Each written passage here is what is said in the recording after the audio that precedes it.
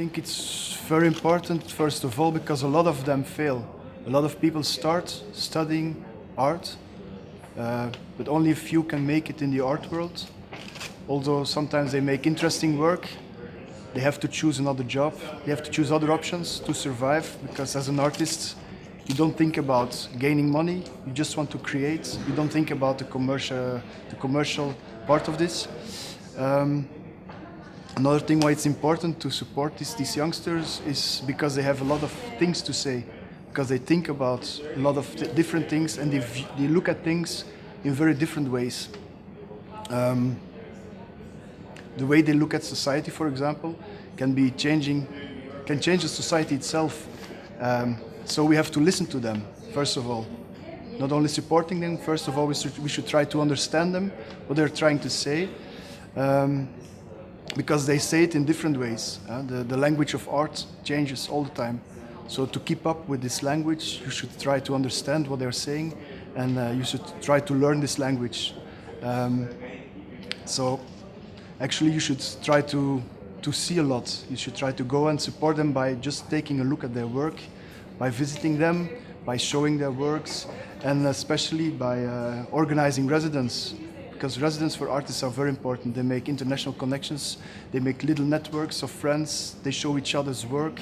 And I think this is one of the most important things that Europe could realize, is by making these people travel. Not only artists, just young people in general. Young people from Europe should travel around Europe. They should go to other continents, but you should also invite people from other continents to Europe and create exhibitions with them, create education like postgraduates for artists. You should give them a studio for a few months.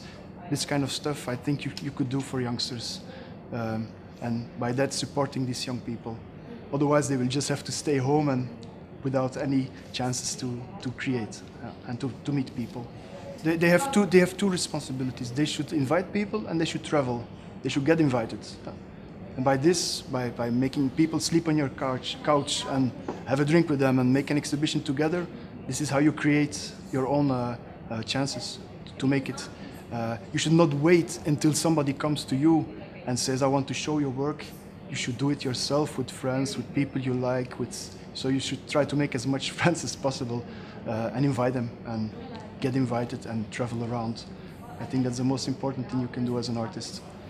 Cultural diplomacy for me is sharing your culture with others, but also be open for other cultures. And by that, learning to know each other and respect each other. By very common things like food, culture, stuff like that, music.